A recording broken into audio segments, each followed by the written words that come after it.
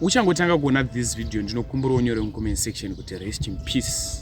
Zorai murugare vabereki tasina tarisiro izvi tasikazvifungire kuti mweya uchafungwa nevana vekuzvara ndo uchabata mwana wenyu. Subscribe pa this YouTube channel mahara ndinokumbura usubscribe wotina on the notification bell zvinobatsira kuti iwe uzenge uchiwana ma-updates munguva inotevera. Nyaya ndanaobatire muzuva ranhasi inyaya yakaitika mufamily inonzi Chidinhika family. Ndo surname yefamily iyi. Pane murume uyo ane 53 years. Murume uyu ane 53 years akaenda kumasuwe achinotsvaga rubatsiro rwekuti pese panenge ashava kandi achitsvaga mari haasi kubhadharwa pay. Vana vake vese havasi kuroorwa. Asvika kumasuwe akaudzwa kunzi vabereki vako ndo vari kukubatira mushonga wekuti unge uchitambura ende vana vange vasingaroorwi. Murume uyu achinzwa nyaya iyi akanoudza vana vake zviri kuitika. Vana vake pane ane 28 years musikana, umwe ane 19 years musikana, umwe ane 15 years musikana, vese vasikana.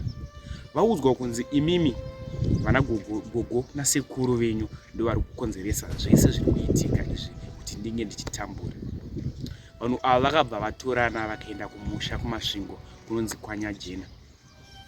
Vasvika kumusha kumasvingo kunonzi Kwanyajena vakasvika vakaponda sekuru vacho nagogo vacho. Sekuru vanga vane 90 years, gogo vanga vane 77 years.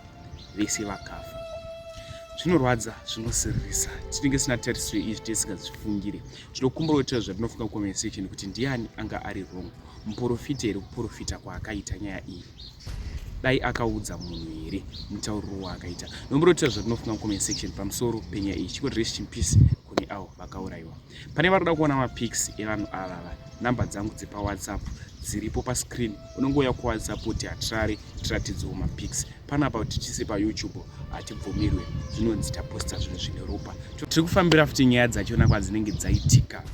Zvese news dzese tinoyachi interviewer ikoko for free mahara, hatidi mari yako. Tongouya tichita interview. Chiri kungonetsa kumaraini kwenyu tibatise toya chita interview. Toposta pano pa Hatirare 263. Much love.